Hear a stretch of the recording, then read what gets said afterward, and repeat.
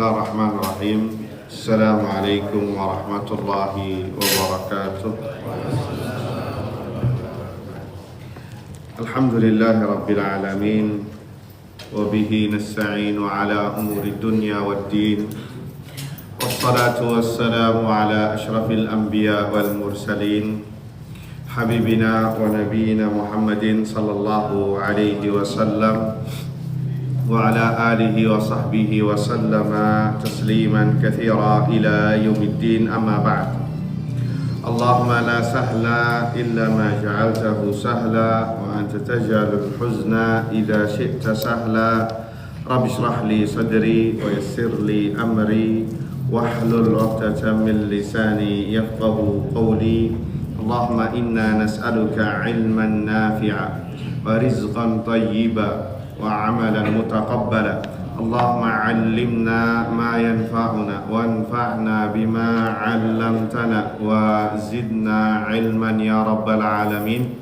Allahumma ahdina wa ahlana wa qaumana ila siratikal mustaqim. Allahumma aslih lana sya'nana kullah wa la takilna ila anfusina tarfata a'yun wa la hawla wa la quwata illa billah. Amma ba'd. Ikhwani wa akhwati fid din, a'azzani Allah wa iyyakum. Alhamdulillah, kita panjatkan syukur kepada Allah Subhanahu wa taala yang telah memberikan kepada kita semua limpahan nikmat dan karunia-Nya, wabil khusus nikmatul iman, nikmatul Islam, nikmat kesehatan dan kesempatan, sehingga dengan izin Allah Subhanahu wa taala kita bisa berkumpul kembali di salah satu rumahnya untuk mengkaji ilmu agama. Semoga kita semua termasuk orang yang selamat dan berbahagia di dunia dan di akhirat. Allahumma amin. Salawat serta salam kita haturkan kepada Nabi kita Muhammad sallallahu alaihi wasallam, kepada keluarganya, kepada para sahabatnya, dan yang setia meniti di atas sunnahnya hingga hari kiamat kelak. Allahumma amin. Ikhwani wa akhwati fiddin, azani Allah wa iyyakum. Pada kesempatan kali ini kita masuki hadis yang baru dari pembahasan kitab Al-Arba'in An-Nawawiyah yang dihimpun oleh Imam Abu Zakaria Yahya ibn Syarafuddin An-Nawawi rahimahullahu ta'ala. Hadis yang ke-39. Hadisnya ini termasuk hadis yang pendek di dalam hadis Arba'in, akan tetapi memiliki makna yang mendalam, ya, yang insya Allah banyak pelajaran yang bisa kita petik, wabil khusus dalam pembahasan fikih. Kita sebutkan dulu hadisnya.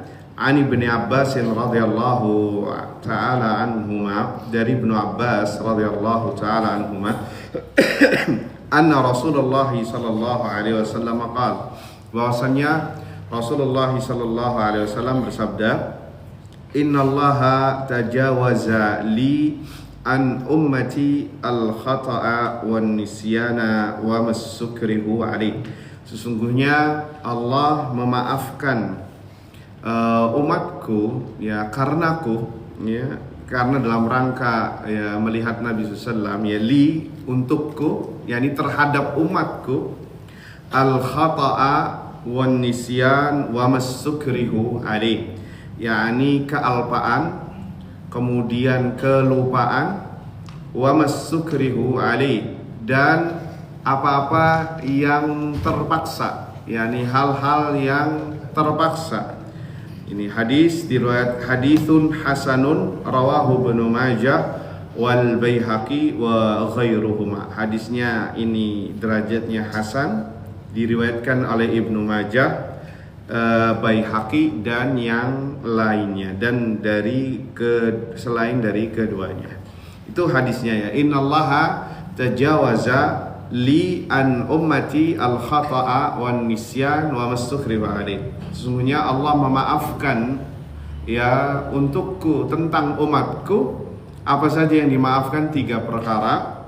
Al khata', yang kita sebutkan kesalahan, wan nisyan, kelupaan, wa masukrihu alaih, dan hal-hal yang memaksa, hal-hal yang sifatnya dipaksa, maka ini akan dimaafkan oleh Allah Subhanahu wa taala.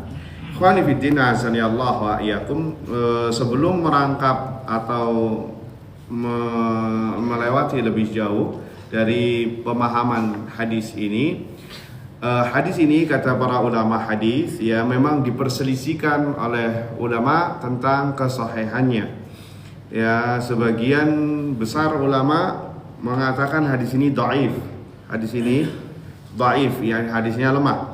Ya, bahkan di sini Syekh Al-Utsaimin rahimahullah sedikit mengomentari Al-Imam An-Nawawi rahimahullahu taala dalam kitab ini. An-Nawawi rahimahullah fi hadzal kitab yatasahalu katsiran fayuridu ahaditsa dha'ifatan wa rubbama yuhassinuha huwa li'annahu minal huffaz. Di sini kata Syekh Al-Utsaimin rahimahullah mengomentari bahwa Imam Nawawi dalam kitab ini, wabil khusus dalam hadis ini ya agak sedikit menyepelekan karena mengumpulkan hadis-hadis yang lemah. Bahkan ia kira ini adalah hadis yang dinilai hasan karena dia adalah seorang hafidz. Karena dia adalah seorang derajat hafidz dalam masalah al-hadis. Ala kulli hal di sini disebutkan juga oleh Syekh Utsaimin, begitu juga oleh Syekh Sa'ad Ibn Nasir Asy-Syithri rahimahullahu taala. Itu dari segi sanad memang dipermasalahkan oleh para ulama. Akan tetapi dari segi matan hadis itu tidak bermasalah. Dari segi redaksi hadis yang dikatakan adalah perkataan Nabi SAW itu tidak bermasalah. Artinya maknanya sahih. Maknanya sahih. Ala kulli hal ya, ini disebutkan oleh para ulama dari sisi sanad. Memang ada yang mengatakan hadisnya hasan. Bahkan di sini Syekh Utsaimin rahimahullah mengatakan memang hadisnya dhaif, akan tetapi secara umum yang dhaif di Arba'in Nawawi itu naik upgrade menjadi hasan karena banyak cara atau banyak riwayat lain yang menguatkan hadis yang semisal. Hadis yang semisal. Di antara syahid makna hadis ini yang sesuai dengan Al-Quran ya adalah di akhir surat Al-Baqarah. Di akhir surat Al-Baqarah ya ayat 285 ya. 286 ini yang menguatkan makna hadis ini. Sebelumnya ada sebuah ayat di dalam Al-Quran. Tatkala ayat ini turun, maka para sahabat merasa galau, ya, merasa keberatan. Itu surat Al-Baqarah 284. Ya, 284 ini membuat para sahabat gelisah ayat ini. Apa ayatnya? Allah mengatakan lillahi ma fis samawati wa ma fil ard. Wa in tubdu ma fi anfusikum aw tukhfuhu yuhasibukum bihillah fayaghfiru liman yasha wa yu'adzibu man yasha wallahu ala kulli syai'in qadir. Ya, artinya 284 dan milik Allah lah apa yang ada di langit dan apa yang di bumi. Jika kamu nyatakan apa yang ada di dalam hatimu atau kamu sembunyikan, niscaya akan dihitung oleh Allah SWT. Ini yang membuat berat para sahabat. Ya, intu bedu ma fi anfusikum au tukhfuhu yuhasibukum bihillah. Apa yang kau utarakan, ya, apa yang kau nyatakan di dalam hatimu atau yang disembunyikan, tidak diomongkan, pasti akan dihisab oleh Allah SWT. Akhirnya para sahabat ini ya mengadu kepada Rasul sallallahu alaihi wasallam, ya Rasulullah, ya siapa yang bisa mengerem isi hatinya kalau semuanya nanti bakal dihisab? Nggak ada yang selamat kalau kayak gitu ya Rasul. Ya, karena yang namanya isi hati kadang berkecamuk ya. Apa yang di ayat ini mengatakan bahwa antum omongkan atau tidak, ya yang diomongkan dalam hati kelak akan dihisab oleh Allah Subhanahu wa taala, sehingga para sahabat mengeluhkan kepada Nabi sallallahu alaihi wasallam, itu ya membuat kami ya tidak tenang ya Rasulullah. Ya intinya mereka sangat gusar terhadap ayat ini. Akhirnya Allah Azza wa Jalla menurunkan akhir surat Al-Baqarah, yang mana akhir dari surat Al-Baqarah menghapus hukum ayat tadi secara hukumnya. Ya, menghapus hukum ayat tadi. Ya, la yukallifullahu nafsan illa wus'aha. Ya, Allah tidak membebani jiwa kecuali sesuai kemampuannya. Ya, laha ma kasabat wa 'alaiha maktasabat 286. Ya, Allah tidak membebani seseorang melainkan sesuai dengan kesanggupannya. Dia mendapat pahala dari kebajikan yang dikerjakan, dan dia akan dan seseorang akan mendapatkan siksa sesuai dengan perbuatannya. Apa yang diperbuat itu yang akan dihisab. Apa yang diperbuat itu yang akan dihisab. Kalau kebaikan akan mendapatkan pahala, kalau keburukan berhak mendapatkan dosa. Ya, kemudian ini ayatnya yang kita singgung, Rabbana la tu'akhidna in nasina aw akhtana. Ya Allah, jangan engkau hukum kami karena kesalahan kami atau karena kealpaan kami. Ya Rabbana wa la tahmil alaina isran kama hamaltahu ala alladhina min qablina. Rabbana wa la tuhammilna ma la taqata lana bih wa'fu 'anna waghfir lana warhamna anta maulana fansurna 'alal qaumil kafirin. Intinya adalah meminta ampun kepada Allah Subhanahu wa taala terhadap perbuatan-perbuatan yang mungkin tidak disengaja. Perbuatan-perbuatan kealpaan, perbuatan yang sudah dilakukan. Yang sudah dilakukan. Dalam riwayat disebutkan, Rabbana la tu'akhidna in nasina aw akhtana. Ya Allah, jangan engkau azab kami karena kealpaan kami atau kesalahan kami. Maka Allah menjawab, qad fa'altu, aku telah melakukannya. Aku telah menjawab doa kalian. Jadi ayat ini kata para ulama menghapus hukum yang tersirat dari ayat yang sebelumnya secara hukum saja. Adapun ayat masih tertulis. Itu dalam ilmu usul fikih namanya nasakh wal mansukh. Nasakh wal mansukh, yakni menghapus hukum. Menghapus hukum. Dan itu bagian bukan karena kontradiktif, tidak, tapi bagian dari rahmat Allah Subhanahu wa ta'ala kepada para hambanya, sehingga Allah menghapuskan beberapa hukum sebagai rahmat Allah kepada para hamba-hambanya.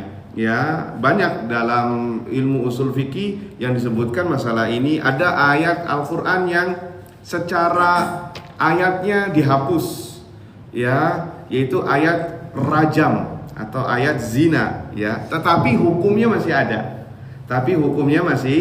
ada. Dan itu terjadi ketika proses wahyu masih turun, dan diikrar atau disetujui oleh Nabi sallallahu alaihi wasallam.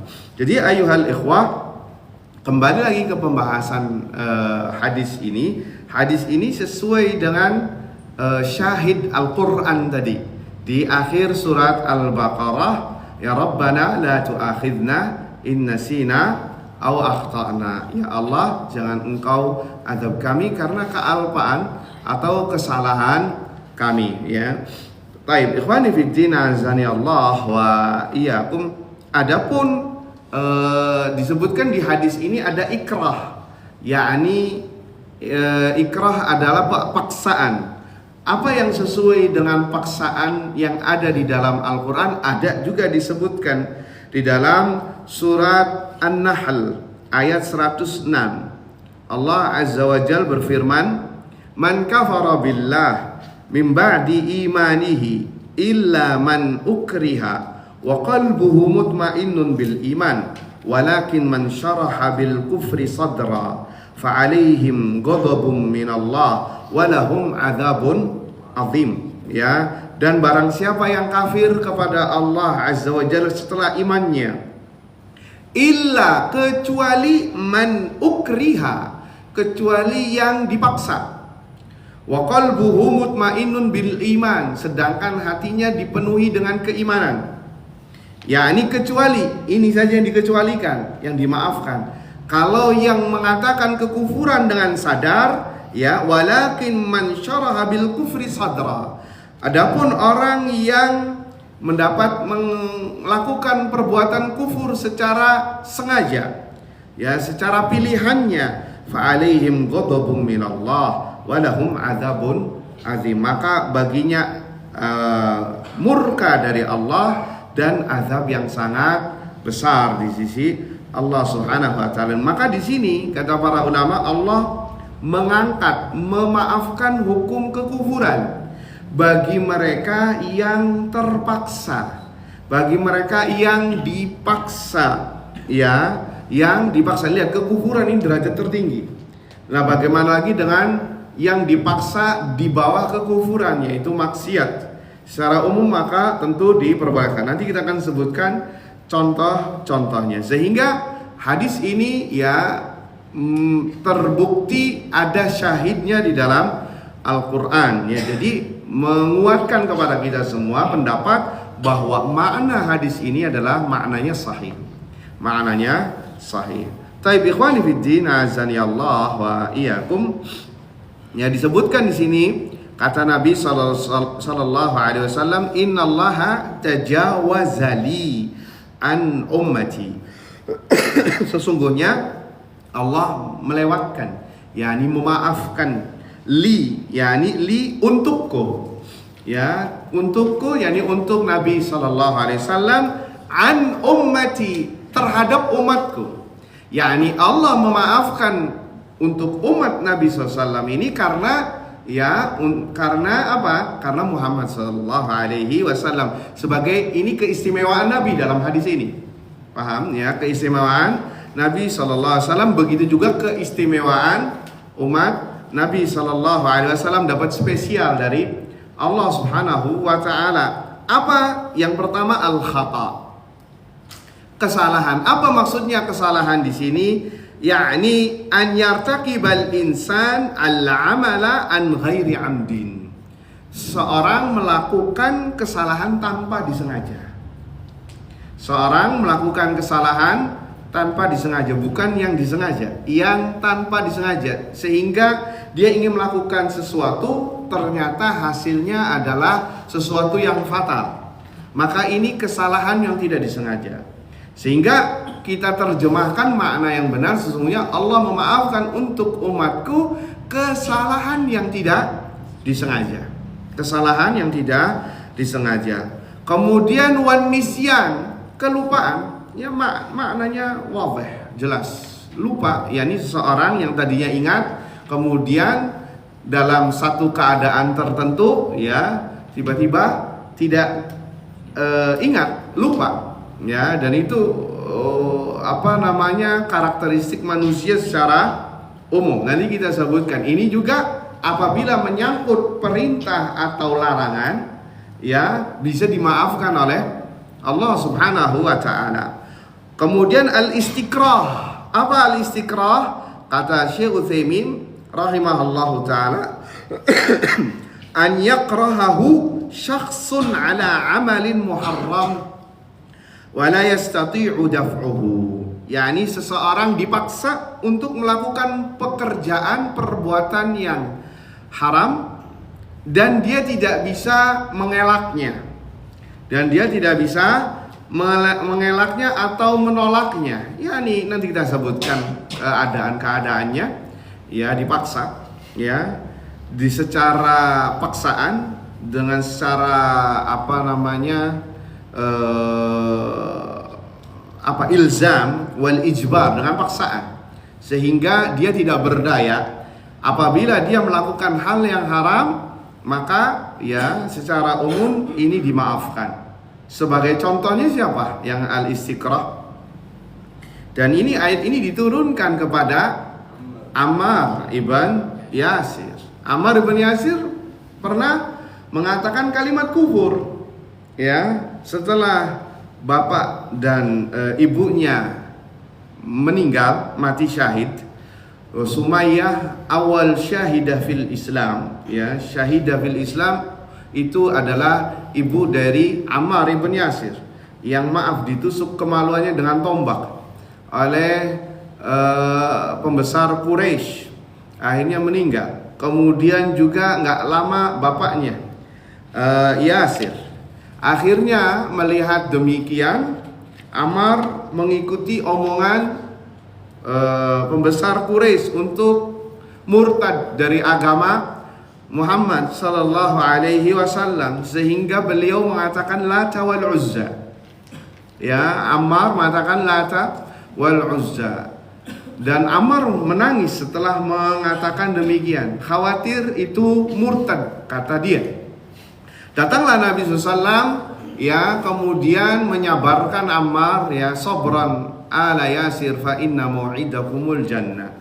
Ya, sabarlah kalian keluarga Alu Yasir, sesungguhnya tempat kalian adalah di surga. Kemudian Ammar mengadukan kepada Rasulullah, ya Rasulullah, sesungguhnya aku tadi mengucapkan kalimat kufur tadi. Apakah saya menjadi kafir? Apakah saya lantas menjadi kafir karena ucapan kufur tadi? Maka turunlah surat An-Nahl ayat 106. Man kafara billahi ba'da imanihi illa man ukriha wa qalbuhu mutmainnun bil iman walakin man syaraha bil kufri sadran fa alaihim ghadabun minallah wa lahum adzabun azim. Ya, inti ayat ini, kalau orang yang mengatakan kekufuran, ya, karena dipaksa, maka itu tidak mengapa. Yang mendapatkan hukuman murka dari Allah dan azab yang pedih mereka yang mengatakan dari hati dan dari pilihannya. Itu yang mendapatkan hukuman dari Allah Subhanahu wa ta'ala. Adapun khata, kesalahan yang tidak disengaja, dan kealpaan, itu syahidnya tadi akhir surat Al-Baqarah, Rabbana la tu'akhidna in nasina aw akhtana. Ya Allah, jangan engkau hukum kami karena kelupaan kami atau kesalahan kami yang tidak sengaja. Kemudian surat Al-Ahzab ayat 5, walaysa alaikum junahun fima akhta'tum bihi walakin ma ta'ammadat qulubukum. Tidaklah mengapa, tidaklah mendapatkan apa-apa apabila kalian melakukan perbuatan yang tidak disengaja. Akan tetapi yang mendapatkan hukuman, yang mendapatkan dosa adalah yang melakukannya dengan sengaja, yakni dengan pilihan dan kehendak. Ikhwani fiddin, azani Allah wa iyyakum. Sehingga kata Syekh Utsaimin rahimahullahu taala ngasih sedikit komentar, idzan hadzal haditsu mahma qila fi dha'fihi. Sehingga hadis ini walaupun banyak yang mengatakan hadisnya lemah, fa innahu yashhadu lahul Qur'anul Karim wa kalamu Rabbil alamin. Maka banyak sekali syahid-syahid dari Al-Qur'an yang menguatkan makna hadis ini. Baik, ikhwani fiddin, azani Allah wa iyyakum. Ya, disebutkan di sini dari faedah hadis Nabi SAW. Pertama adalah si'atu rahmatillahi azza wa jal wa lutfihi bi'ibadihi. Ya, dari sini kita bisa tahu betapa luasnya rahmat Allah azza wa jal dan kelembutan Allah azza wa jal terhadap hambanya. Ya, sampai Allah mengangkat dosa dari orang yang melakukan perbuatan yang dilarang dari 3 poin ini. Karena kealpaan, ya, karena ketidaksengajaan, dan juga karena paksaan. Karena paksaannya, walau syaa Allah la'aqaba man khalafa amrahu ala kulli hal. Kalau Allah mau, Allah bisa menghukum semuanya, menyamaratakan, mau disengaja, mau tidak, mau lupa, mau dipaksa, dihukumin sama.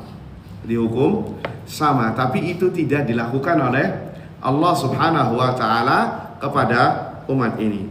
Kemudian yang kedua, ini hadis banyak sekali hukum-hukum fikih yang terkandung di dalamnya dari 3 poin ini. Ya, disebutkan oleh Syekh Utsaimin rahimahullahu taala, anna jami'al muharramati fil ibadati wa ghairil ibadat idza fa'alaha al insanu jahilan aw nasiyan aw mukrahan fala syai'a alaihi fima yata'allaqu bihaqqillah. Seluruh perkara yang haram, entah itu dalam perkara berkaitan hal ibadah atau non ibadah, apabila dilakukan oleh seseorang, yakni melakukan hal yang haram, entah itu karena jahil, entah itu karena lupa, atau karena dipaksa, maka apa? Kata Syekh, fala syai'a alaihi, maka tidak mendapatkan dosa. Tidak mendapatkan dosa apabila itu berkaitan dengan hak-hak Allah Azza wa Jalla. Apabila berkaitan dengan hak-hak Allah Azza wa Jalla. Adapun jika berkaitan dengan hak-hak manusia, ya tetap berdosa apa tidak? Berdosa. Ini khilaf ulama ini kayaknya. Adapun jika berkaitan hak manusia, ya, maka fala yu'fa anhu min haitsu dhaman. Dia tetap terkena konsekuensi dari perbuatannya tersebut. Iya. Akan tetapi dari segi dosa dimaafkan. Dari segi dosa dimaafin nih. Tapi dari segi konsekuensinya dia yang harus nanggung. Nanti kita akan sebutkan. Contoh, ada orang nembak burung, ternyata pelurunya nyasar ke orang. Iya atau tidak? Ini kan kesalahan yang tidak disengaja. Orangnya mati. Iya nggak? Apakah dia dikatakan membunuh? Membunuh maksudnya membunuh sengaja? Tidak disengaja.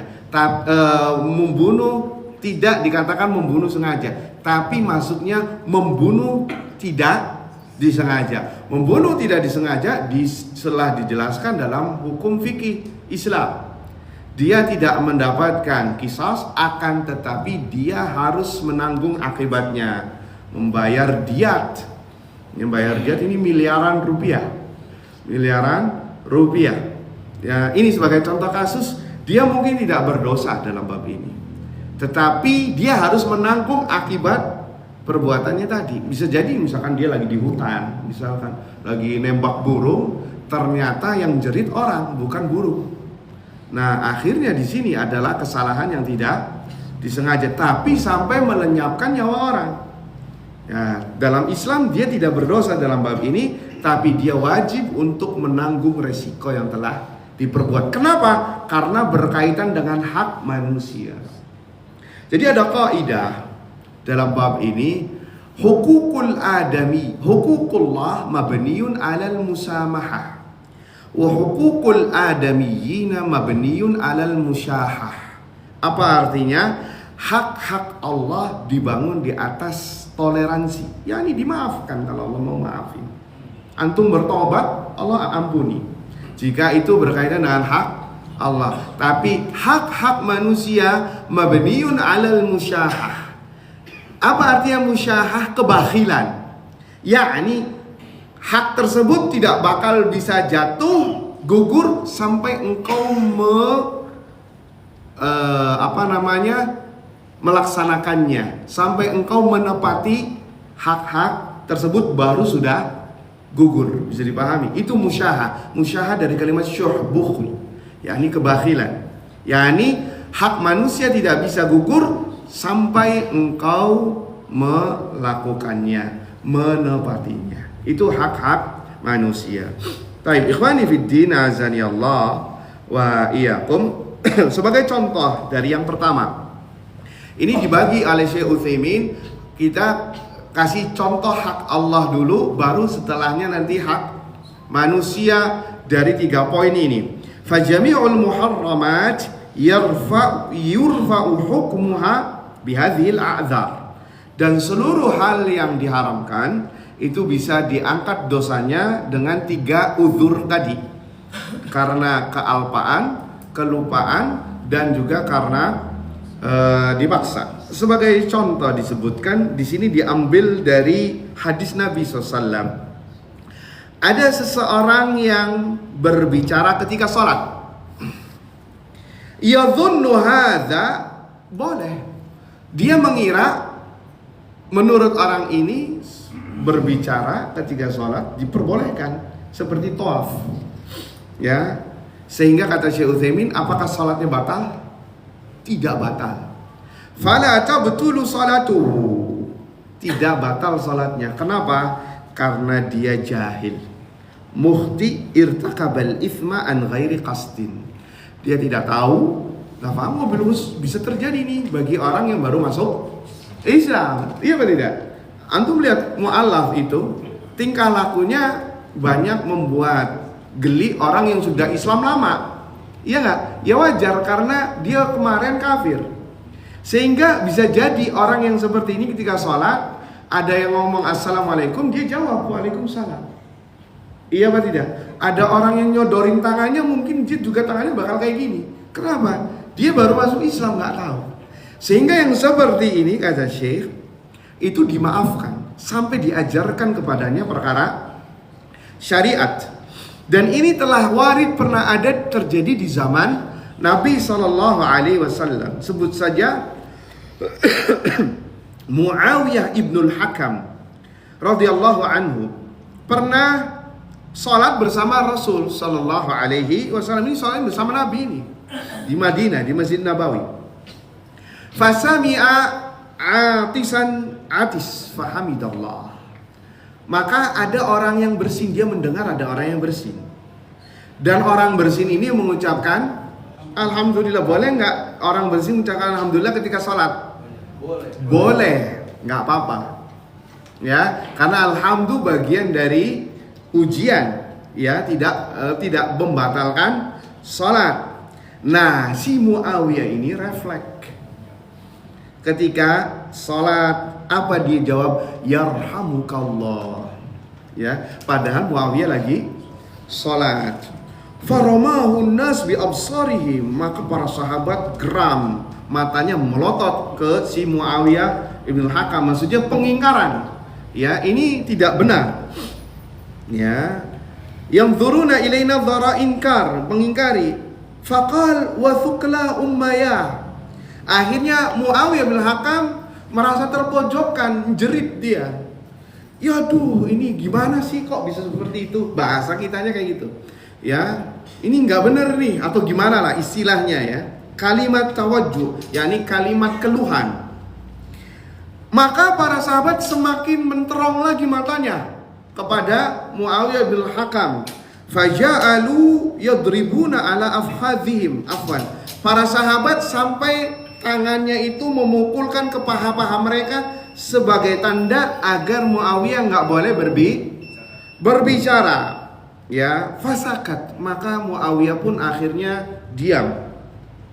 Falaman taha as-shalah, tatkala salat selesai, maka lihat, ya, Nabi tidak sama seperti yang dilakukan para sahabat yang matanya melotot, ya, atau memukulkan ke paha-paha mereka. Dipanggil sama Nabi SAW. Ya, lihat kata Syekh,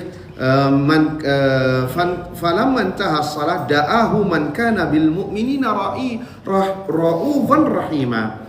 Dipanggil oleh Nabi SAW yang mana Nabi ini sangat lemah lembut kepada seorang mukmin. Faqala Muawiyah, setelah diajarin, artinya diajarin sama Nabi SAW, ya, kata Muawiyah, bi abi huwa wa ummi ma ra'aitu mu'alliman ahsana ta'liman minhu. Demi Allah, kata Muawiyah, tidak ada seorang guru pun yang lebih lembut, lebih baik, lebih bagus tarbiyahnya ketimbang Rasulullah sallallahu alaihi wasallam. Dalam kasus ini beliau makaharani. Beliau tidak membentakku. Wala syatamani, tidak mencelaku. Wala darabani, dan tidak memukulku. Wa inna ma'al, akan tetapi Nabi mengatakan, inna hadhihi shalah la yasluhu fiha syai'un min kalamin nas. Sesungguhnya salat ini tidak pantas diucapkan perkataan manusia. Innama hiya takbir wa tasbih wa qiraatul Qur'an. Sesungguhnya ini hanyalah takbir, tasbih dan bacaan Al-Qur'an. Tuh lihat sampai di sini titik. Syahidnya apa syahidnya? Syahidnya Nabi tidak suruh mengulangi dia untuk salat. Tidak menyuruh dia untuk salat, ya, akan tetapi dianggap dimaafkan dan dianggap sah karena beliau tidak tahu. Beda cerita kalau sudah diajarin, terjadi lagi yang demikian, maka itu menjadi hukum yang batal, wajib untuk diulangi, ya. Karena apa? Kesalahan yang tidak disengaja. Itu berlaku juga bagi mereka yang latah. Ada sebagian orang yang latah, kagetan sampai keluar omongan, ya, itu batal apa tidak? Tidak batal, karena itu an ghairi qasdin, tanpa disengaja. Judulnya tidak disengaja. Bisa dipahami? Termasuk juga orang yang kaget sholatnya sambil lari misalkan. Batal apa tidak? Tidak batal kalau dia latahnya memang seperti itu. Yang jelas tidak dibikin-bikin atau tidak ini rekayasa. Artinya itu hanya murni kesalahan dari perbuatan dia. Tapi kita break sebentar untuk mendengarkan azan kumandang salat.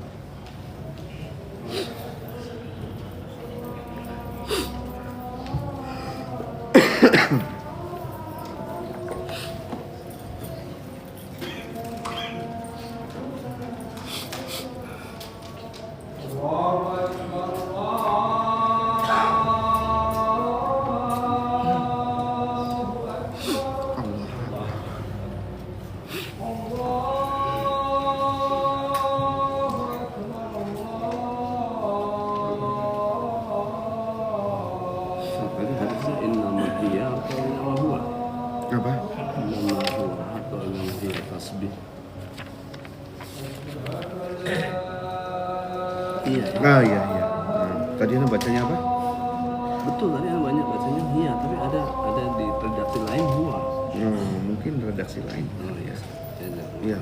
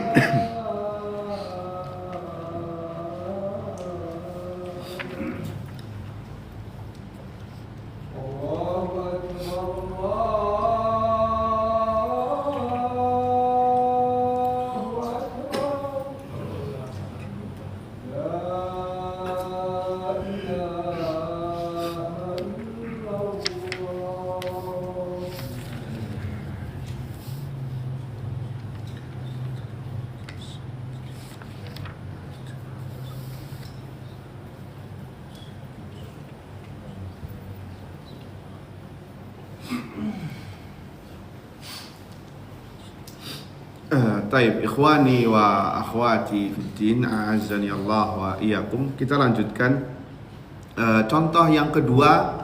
Tadi contoh karena kesalahan yang tidak disengaja. Contoh yang kedua seperti apa yang kedua? Kelupaan. Ya, lupa. Masih tentang sholat. Antum sholat di rumah, ya, sholat sunnah misalkan. Kemudian ketika sholat ada yang ngetok pintu, ya, mengetok pintu, kemudian mengucapkan assalamualaikum, bolehkah saya masuk? Kemudian antum nggak antum mengucapkan silahkan masuk, antum lupa bahwasanya antum lagi salat. Maka yang seperti ini salatnya batal apa tidak? Tidak batal sesuai nas hadis ini, paham? Ya, karena apa? Karena antum lupa, ya. Begitu juga ketika puasa Ramadan, ya, nasnya jelas. Ketika antum lupa lagi puasa Ramadan di siang hari, lupa, judulnya lupa, ya, bukan pura-pura lupa. Saking lupanya makan 2 piring, ya, 2 piring. Ini biasanya terjadi di awal-awal puasa karena sebagian orang yang jarang puasa kaget, ya, ngelihat warteg, ya, atau nasi padang jam 11 siang, lupa dia. Akhirnya masuk, makan 2 piring, minumnya es teh manis 2. Setelah dia sendawa baru ingat ternyata dia sedang puasa Ramadan. Batal tidak puasanya? Nah, tidak batal puasanya. Karena apa? Judulnya lupa. Judulnya lupa. Kecuali kalau di tengah-tengah dia sadar. Maka apa yang tatkala dia ingat, berhenti dari makanannya, apa yang ada di mulutnya dikeluarkan dan tidak usah dirogoh, diambil untuk yang sudah di sini, nggak usah. Itu rezekinya sampai di sini. Ya, dalam sebuah hadis dikatakan, man akala aw syariba nasiyan falyutimma shaumahu fa innama at'amahu Allah wa saqah. Barang siapa yang makan dan minum dalam keadaan lupa, kemudian ya dalam keadaan lupa, yakni di siang hari bulan Ramadan, falyutimma shaumahu, maka hendaknya dilanjutkan puasanya. Fa innama at'amahu Allah wa saqah, dan sungguh telah itu adalah Allah ngasih rizki kepada dia, ngasih makan dan minum. Sampai ada cerita seorang ustadz, ya, dia lagi berpuasa, puasa 10 Muharram, karena lagi kajian, ya, bukan orang lain, ya. Karena lagi kajian dikasih air minum, akhirnya dia minum, ya, minum sampai setengah gelas baru ingat dia lagi puasa Muharram. Maka yang seperti ini tidak batal, masih dilanjutkan. Dia dapat rizki dari Allah berupa minuman, ya, tetapi dengan syarat dia lupa, bukan benar-benar bukan karena disengaja. Sama halnya juga dengan orang yang dipaksa. Orang yang dipaksa, contohnya antum sedang berpuasa, ya, dipaksa untuk berbuka, ya, sambil dengan syarat paksaannya paksaan yang benar, paksaan yang hakiki, bukan hanya sekedar gertakan. Sebagai syarat, misalkan dia bawa senjata, kalau ente nggak makan di warteg sekarang, ana bunuh, misalkan. Dan ternyata dia nih orangnya beneran. Akhirnya antum masuk ke warteg, makan 2 piring, ya, setelah itu khalas, antum bebas. Maka seperti ini batal tidak puasanya? Tidak batal puasanya. Tapi kalau yang datang adalah yang mengancam antum, orangnya kerempeng, antumnya badannya besar, ya, bahkan antum dengan tangan sendiri, tangan satu pun bisa membanting dia, maka jika dia memaksa berlaku tidak? Tidak berlaku. Jadi paksaan yang benar-benar, paksaan yang hakiki, bukan hanya sekedar gertakan ya. Ini banyak sekali hukum-hukum fikih yang kembali kepada hadis ini, dan ini disebutkan banyak oleh ulama, termasuk masalah perceraian. Ya, masalah perceraian. Kalau ada orang yang memaksa ya sambil nodongkan pistol kepada antum, ya ceraikan istrimu, kemudian antum menjatuhkan talak kepada istri antum, jatuh tidak talak ya? Tidak jatuh. Tidak jatuh karena ini apa? Al-istiqrah. Al-istiqrah. Dan berlanjut kepada bab-bab yang lainnya. Taib ya, karena pembahasannya masih panjang dan contoh-contoh masih banyak. Kita cukupkan dari 3 ini. Insya Allah kita lanjutkan pada pertemuan yang akan datang, insyaallah ta'ala. Kita tutup dengan doa kafaratul majlis. Subhanakallahumma wa bihamdika asyhadu an la ilaha illa anta astaghfiruka wa atubu ilaik. Assalamualaikum warahmatullahi wabarakatuh.